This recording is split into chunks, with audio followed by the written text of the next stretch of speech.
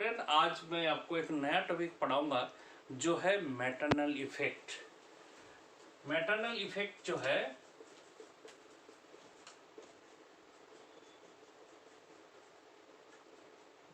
इसके जो सबसे वेल नोन एग्जांपल है जो कि स्नेल में इसको देखने को मिलता है।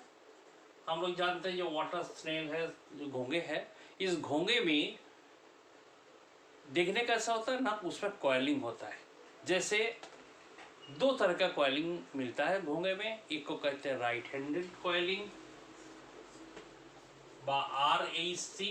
यदि हम लोग इसकी डायग्राम देखें कैसा होगा ना, ये इस प्रकार से होंगे।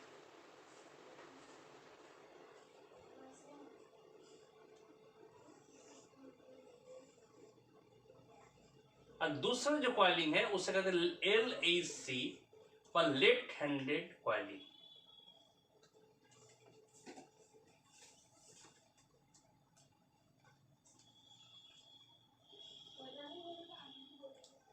लेफ्ट हैंडेड कॉइलिंग है। तो इस प्रकार की जो कॉइलिंग है, इस कॉइलिंग किसके ऊपर डिपेंड करते हैं ना, इस घोंगे के जीनोटाइप के ऊपर। अर्थात RHC जो होगा तो वहां के जो जीनोटाइप होता है ये कैपिटल डी यानी जो डोमिनेंट व प्रभावी लक्षण है। और इसको हम लोग लिख सकते हैं कैपिटल डी स्मॉल डी। इसके भी जो है राइट हैंडेड हेलिक्स होंगे और लेफ्ट हैंडेड हेलिक्स का होगा रिसेसिव वैल्यू जो कि स्मॉल डी। तो इस प्रकार के जब दोनों घोंगे हैं जो इसकी जीनोटाइप है कैपिटल डी और capital D small D, capital D और कैपिटल डी स्मॉल डी और स्मॉल डी, तो ये हुआ इनकी ये जीनोटाइप। लेकिन इनकी जो फेनोटाइपिक एक्सप्रेशन है, इस फेनोटाइपिक एक्सप्रेशन कंप्लीटली मदर के ऊपर डिपेंड करते हैं। अर्थात मदर की जो जीनोटाइप होगा वही उनके जो ऑफस्प्रिंग होंगे, संतान होंगे, उस संतान के फेनोटाइप उसी के ऊपर आधारित होगा, मदर की जीनोटाइप के ऊपर। तो इस प्रकार के जो घोंगे हैं इनके अंदर यदि क्रॉस कराया जाए तो इसमें देखा जाता है कैपिटल डी से दो प्रकार की गैमेट्स बनेंगे। एक यानी दो गैमेट्स, स्मॉल डी से भी स्मॉल डी गैमेट्स होगा। जब हम लोग मिलान करेंगे तो ये होगा कैपिटल डी स्मॉल डी। अर्थात यदि ये फीमेल हो और ये यदि मेल हो तो इनमें क्या लिखा जाएगा ना, ऑल आर डेक्स्ट्रल, क्योंकि राइट हैंडेड हेलिक्स को हम लोग कहते हैं डेक्स्ट्रल और लेफ्ट हैंडेड हेलिक्स वाले जो है उन्हें हम कहते हैं सिनिस्ट्रल कहते हैं। अर्थात दक्षिणावर्ती कुंडलन और वामावर्ती कुंडलन जो कि हमने स्नेलबग घोंगे में देखने को मिलता है। यहां है ऑल आर डेक्स्ट्रल, सभी डेक्स्ट्रल है। क्यों ना, यहाँ जो है मदर की जो जीनोटाइप है, जो मदर घोंगे है उनकी जीनोटाइप है वो है कैपिटल डी, इसीलिए यहां से हम सभी डेक्स्ट्रल मिला है। यदि हम लोग इस प्रकार की घोंगे को पुनः हम इसको क्रॉस कराते हैं कैपिटल डी स्मॉल डी के साथ, पुनः जो F1 जनरेशन व F1 पीढ़ी में जो हमें F1 जनरेशन में जो हमें घोंगे मिले उनके साथ यदि आपस में क्रॉस कराए, अर्थात यदि हम इसका फीमेल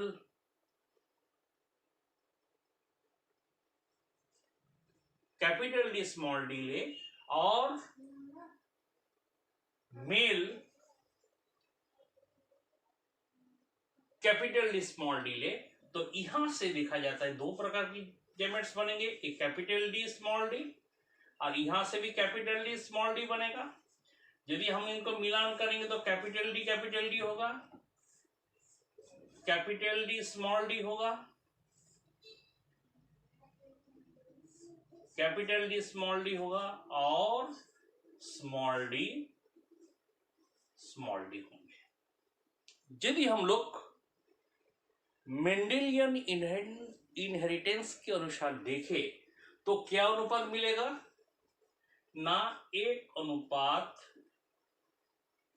जो जीनोटाइपिक अनुपात 1:2:1,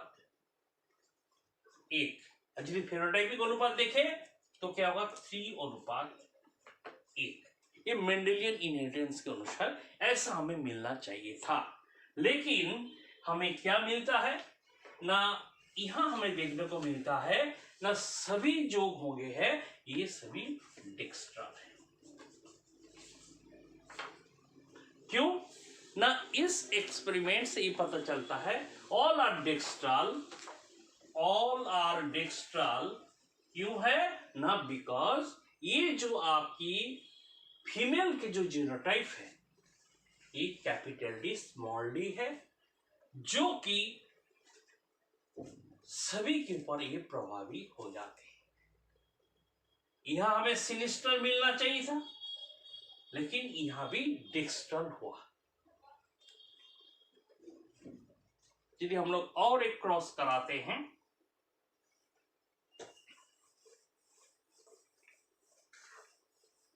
अर्थात जहां हम रिवर्स कर दे, उल्टा कर दे, यदि हम फीमेल एक रिसेसिव ले, अर्थात स्मॉल डी यानी सिनिस्ट्रल फीमेल के साथ यदि हम कैपिटल डी मेल के बीच क्रॉस कराए तो क्या होगा, ये हुआ पेरेंट्स, और यहां हमें क्या मिलेगा ना, इसे हम कहेंगे गैमेट्स।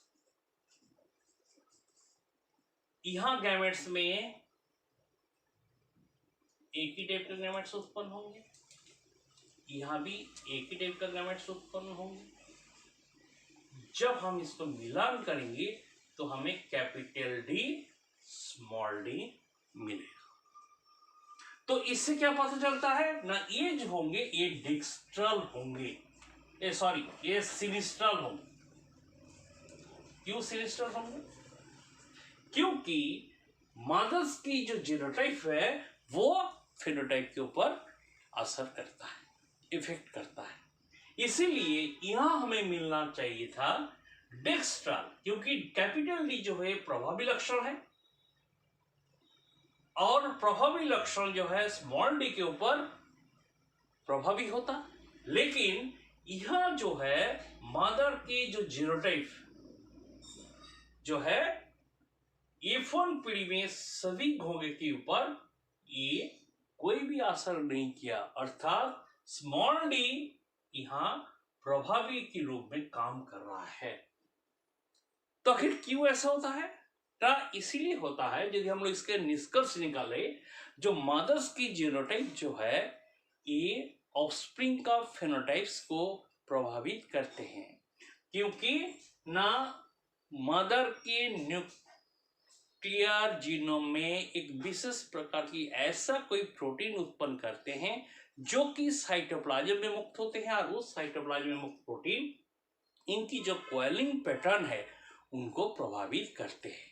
अर्थात जीनोटाइप जो मदर की जीनोटाइप है वो फेनोटाइप को प्रभावित करते हैं, जहां की मेंडल के जो नियम अनुसार जो भी हमें अनुपात मिलना चाहिए था वो अनुपात नहीं मिलता है, और सरासर मदर की जीनोटाइप के द्वारा ये प्रभावित होते हैं। ठीक है, मैं बोलना चाहता हूं जो मैटरनल इफेक्ट के साथ मैटरनल इनहेरिटेंस की क्या अंतर है। मैटरनल इनहेरिटेंस ना, मैटरनल इफेक्ट जो है ये माँ की साइटोप्लाज्म में जो न्यूक्लियर प्रोडक्ट यानी जो प्रोटीन है, यानी जो डीएनए से आरएनए से जो प्रोटीन बनते हैं, उस किसी भी प्रोटीन की वजह से माँ की जो जीनोटाइप है वो इफेक्टिव होता है।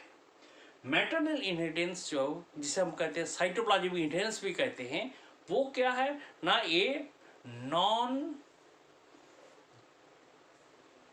ये ऑर्गेनेली इनहेरिटेंस द्वारा होता है, इसीलिए इसे कहते हैं मैटरनल इनहेरिटेंस।